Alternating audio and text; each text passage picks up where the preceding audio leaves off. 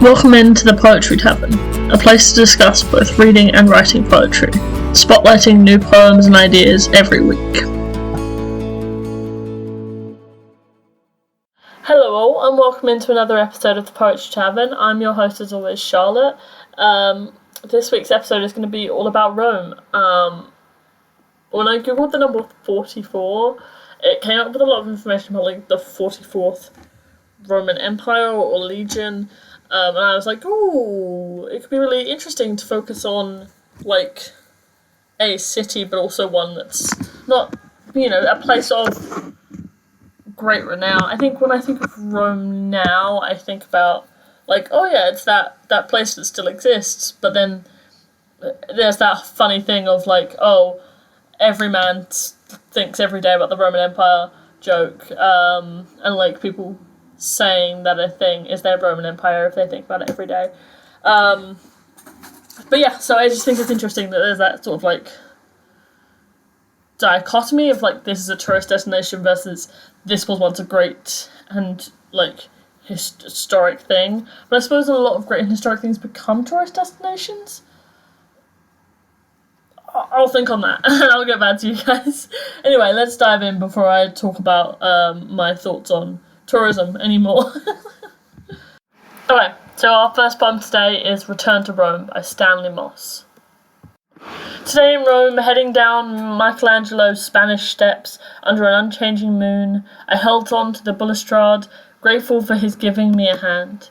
All for love I stumbled over the past as if it were on my own feet. Here, in my 20s, I was lost in love and poetry. Along the Tiber, I made up Cubist Shakespearean games. In writing, even in those days, I cannot say it was popular to have subjects any more than painters use sitters, but I did. I played with an ignorant mirror for an audience, myself embroiled with personae from Antony and Cleopatra, delusions of grandeur. They were for a time my foul-weather friends, as once I played with soldiers on the mountains countryside of a purple blanket. So, as much as this poem is, like, about Rome, its central thing is, like, a remembrance of a time when the writer was younger. At the end of the version of the poem that I have, it just has written 2002, and then this is from a collection from 2003. So, I think it's, like, originally from this collection, so he wrote 2002 at the end, because that's part of the poem, but it wasn't published until 2003. I think it's an indication of, like, this is when I'm having this remembrance. It doesn't specify how long ago he was 20, but, like, I love the idea of this, like, young man in Rome having all of these, like, what he thinks are big thoughts and, like, coming up with games based around Shakespeare and thinking about Antony and Cleopatra in a really, like, personal way. Just, there's something about this person who, like, I feel like I know them, but it's very much contrast to the thing of the beginning of, like, the streets give me a hand, and I need help, and I am stumbling here over a past that isn't me anymore. Like, it feels very distant, the, like, first couple of lines from the rest of it.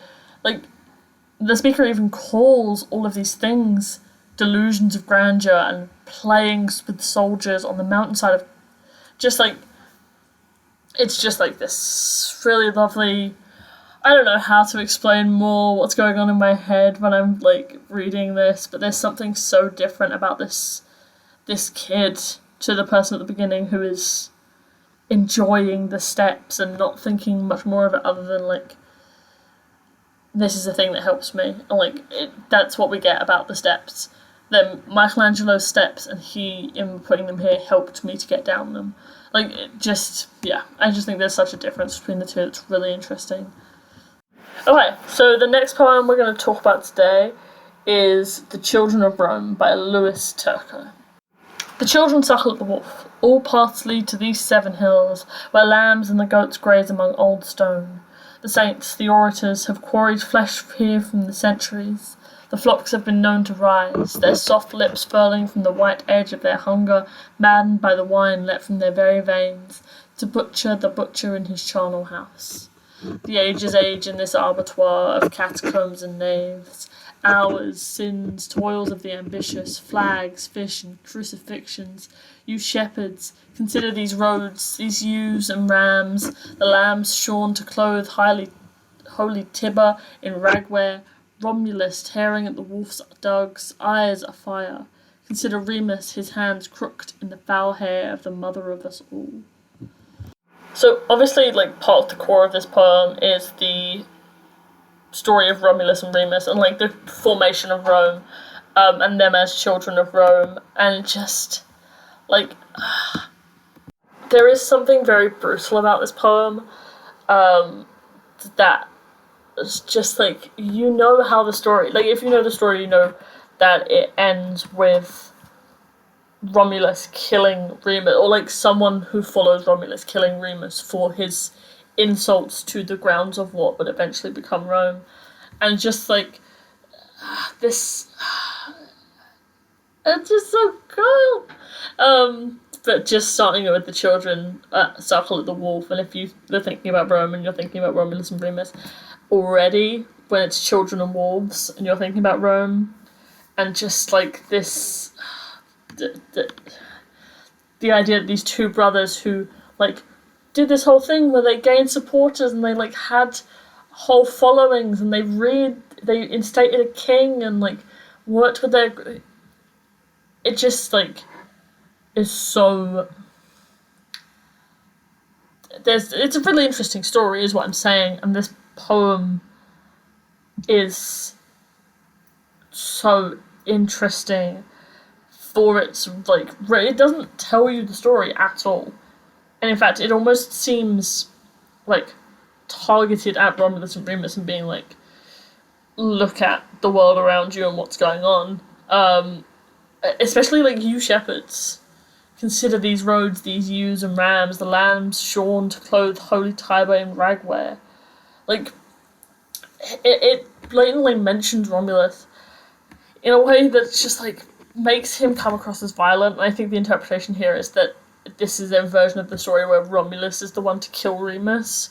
And historically, like, brothers killing each other has always been, like, the first murder or whatever.